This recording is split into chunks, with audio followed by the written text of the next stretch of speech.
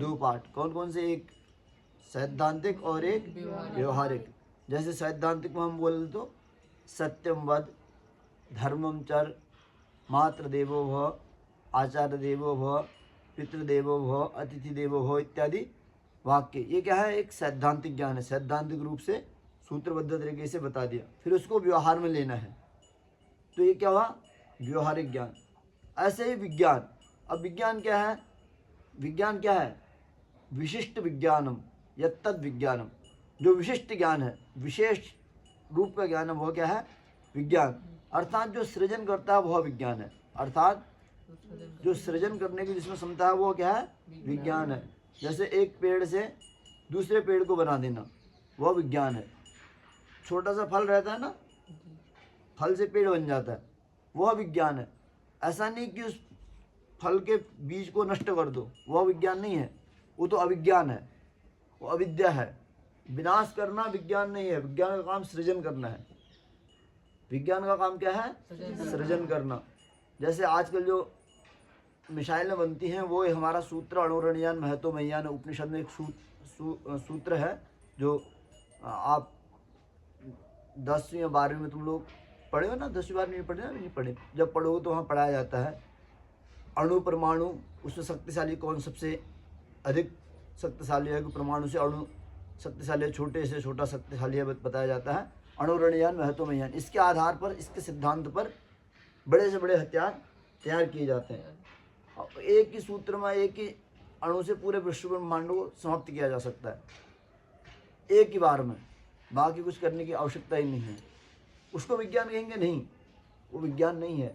अगर वो ही विज्ञान, वो तो विनाश है। विनाश कभी विज्ञान हो ही नहीं सकता है। विज्ञान सृजन है, पालन है। जैसे ये अभी जितने उपकरण बन रहे हैं, ये सब विज्ञान के अंतर्गत आते हैं ना। इन उपकरणों से जितना लाभ है उससे ज़्यादा नुकसान है। इन उपकरणों से देखो, हम वीडियो बना रहे हैं, इस वीडियो के माध्यम से कई लोग देखेंगे, लाभ भी जा रहा है, कई लोगों तक तो ज्ञान की बात पहुंचेगी, पर उस लाभ से ज़्यादा नुकसान है। नुकसान क्या हो रहा है? पर्यावरण में जो चिड़िया वगैरह हैं, इसके जो 5G की जो रेंज हैं, जो उसकी रेंज से, जो उपकरण से जो दुष्परिणाम उभर रहा है, वो प्रकृति को बहुत ज़्यादा कुलुषित कर रही है। ये प्रकृति क्या? अष्टधा प्रकृति है। भूमि रापो नलो वायु खम्मनो बुद्धिरेव च। भगवद गीता आप पढ़ रहे हो ना, उसमें ये श्लोक है, अहंकार इति में भिन्ना प्रकृति अष्टधा। 8 प्रकार से प्रकृति है। इसमें जल है, वायु है, अग्नि है, आकाश है, इत्यादि करके 8 चीज़ें हैं। ये 8 चीज़ों को, ये जो चीज़ उपकरण बना रहे हैं, तो इन 8 चीज़ों को दूषित कर रही हैं किसी न किसी प्रकार से, कहीं न कहीं प्रकार से। तो भाई 8 चीज़ दूषित हो रही हैं, तो हम सब चीज़ दूषित अन्न पा रहे हैं, दूषित जीवन जी रहे हैं, तो हम बीमार हो रहे हैं, दुखी हो रहे हैं, रोगी हो रहे हैं, कई प्रकार की चीज़ें हमारे साथ घटित हो रही हैं। तो दवाइयों में फिर हमारा पूरा जीवन पहले तो उस विज्ञान को बनाने में लग रहा है, फिर उस विज्ञान को संभालने में लग रहा है, और हम अपने जीवन का इस्तेमाल ही नहीं कर पा रहे हैं। समझ रहे हो? तो ये विज्ञान नहीं हुआ। तो विज्ञान का वंदे विशुद्ध विज्ञानो कबीश्वर कबीश्वरो। अपने तुलसीदास रामचरितमानस जी में एक वाक्य आया, भगवान तुलसीदास जी ने कहा, हम विशुद्ध विज्ञान को लिख रहे हैं। उनने रामचरितमानस जी में युग सहस्र योजन पर भानु, ये अपनी जो हनुमान चालीसा आप पढ़ते हैं ना, भगवान तुलसीदास जी की कृति है। उनने एक सूत्र में सूर्य की गणना को बता दिया। अब वो सूर्य की गणना को बता सकते हैं, तो चंद्रमा की गणना को भी बता सकते हैं, मंगल की गणना को बता सकते हैं, कहाँ जीवन है। आजकल विज्ञान जो रिसर्च कर रहा है बिना मतलब का, कि मंगल में जीवन संभव है, चंद्रमा में जीवन संभव है, कहीं जीवन संभव नहीं है धरती के अतिरिक्त। केवल वहाँ बिना मतलब का पैसा की फूका फाटी है, मतलब बिना मतलब का अर्थ जा रहा है। तो उस अर्थ को अगर भारत के गौरवान्वित, जो अपने भारत की ही अपनी वेद विद्या थी, उस विद्या पर खर्च किया जाता, उस पर रिसर्च किया जाता, उस पर शोध किया जाता, तो वो कहीं न कहीं हमको बेनिफिट देता, फायदा देता। समझ रहे हो? उस शिक्षा नीति को, अभी हमारी जो शिक्षा नीति है वो मैकाले की शिक्षा नीति, उस शिक्षा नीति को अपनी विशिष्ट भारतीय शिक्षा नीति में बदल दिया जाता, तो वो कहीं न कहीं हमें फायदा देता। तो हम कहाँ पर थे? विज्ञान के 2 पक्ष होते हैं, 2 घटक कह लो चाहिए उसको। एक होता है सैद्धांतिक पार्ट और एक होता है व्यवहारिक पार्ट। सैद्धांतिक पार्ट में हम उसको सूत्रों के माध्यम से समझते हैं और व्यवहारिक पार्ट में उसको हम व्यवहार पर उतारते हैं। जैसे एक मोबाइल का आविष्कार करना है तो फिर कैसे इसका उसको क्या करना है, वो सब चीज़ समझ में आ गया ना। तो ऐसे ही हमारे वेद के भी दो पार्ट हैं, एक उसका सैद्धांतिक पार्ट है और एक उसका व्यवहारिक पार्ट है। जैसे हमारे वेद के अंदर 3 कांड आते हैं, ज्ञान कांड, कर्म कांड, उपासना कांड। और वेद मंत्र ब्राह्मणयोर वेद नाम ध्येयम। क्या वेद मंत्र ब्राह्मणयोर वेद नाम ध्येयम। जो वेद की संज्ञा है वो मंत्र और ब्राह्मण से है। ब्राह्मण जो ग्रंथ है वो मंत्रों को कहाँ कैसे प्रयोग में लिया जाना है, आपस्तम्भ गृह शौत सूत्र इत्यादि हमारे हर वेद के अलग अलग सूत्र हैं। उन सूत्रों को कैसे प्रयोग में लिया जाना है वो वेद में बताया गया है।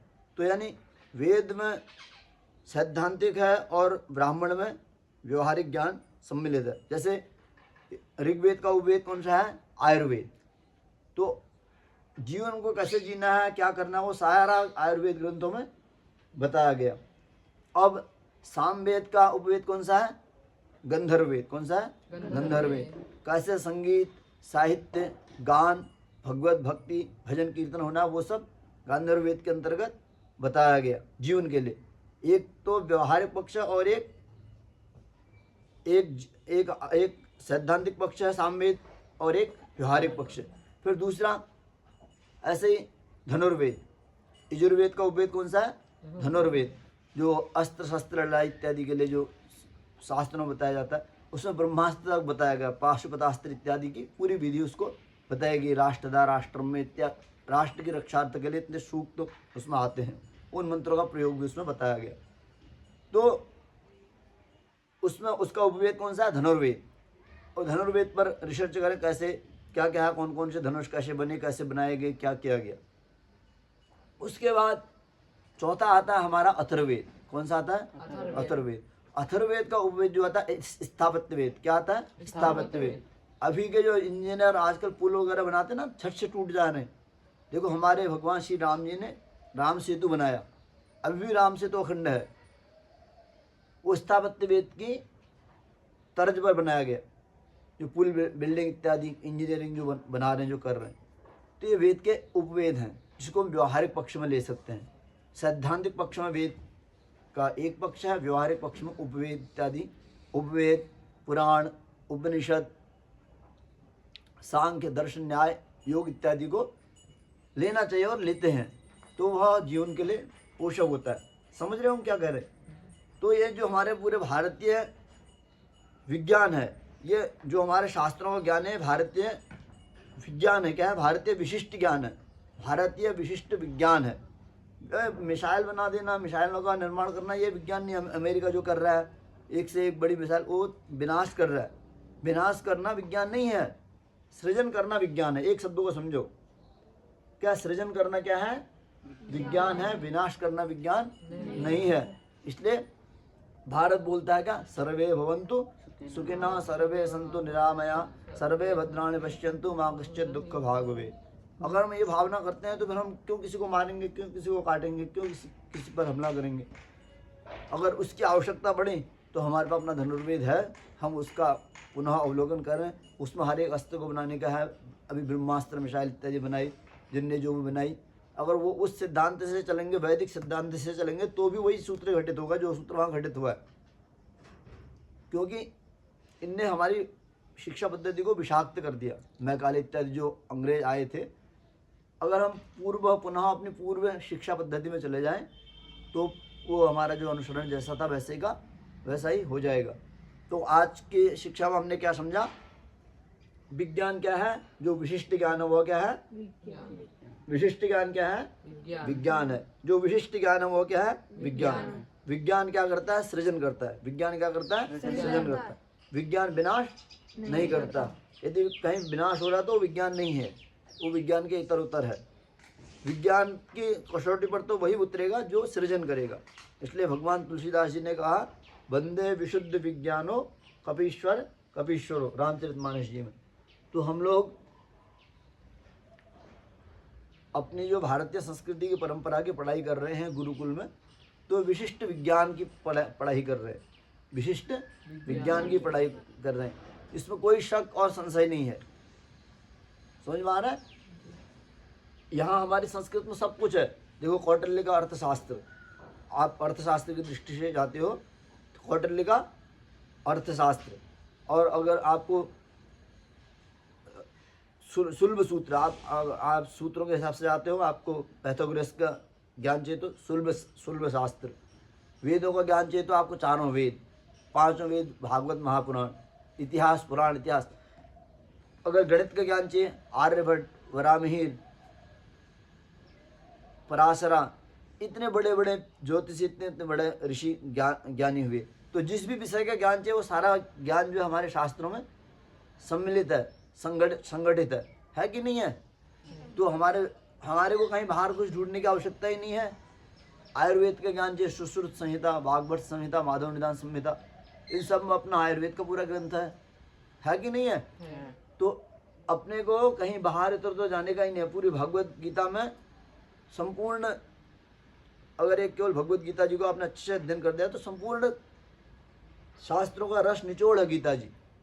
इसलिए हम आपको बार बार गीता जी का अध्ययन करने के लिए कहते हैं। तो हमारा जो भारतीय ज्ञान है वो कैसा ज्ञान है? विशिष्ट विज्ञान है। कैसा है? विशिष्ट विज्ञान। हर एक पद, हर एक चीज इसकी विशिष्ट विज्ञान है। वो कोरोना में आपको प्रत्यक्ष दिख भी गया, दिखा कि नहीं दिखा?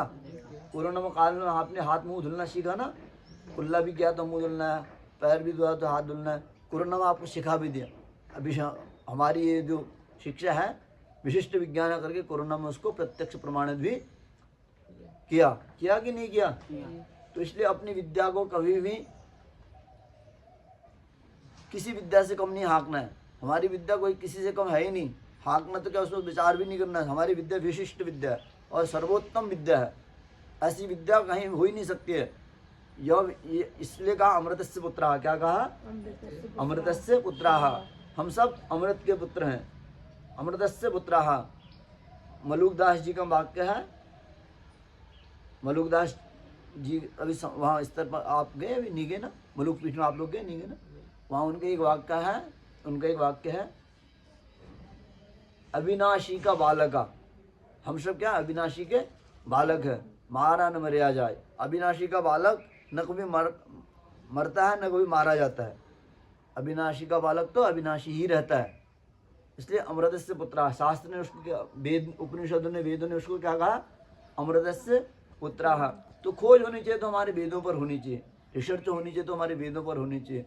अगर सही मानने पर भारत को करना है तो रिसर्च ना, समझ रहे हैं? आप लोगों को भी अपने दिमाग को लगाना चाहिए, तो इस पर लगाना चाहिए कैसे क्या होता है, कैसे क्या चीज़ें होती हैं, तो नई चीज़ों का अनुभव आएगा। आज की सत्संग का क्लास का यहीं पर समापन करेंगे।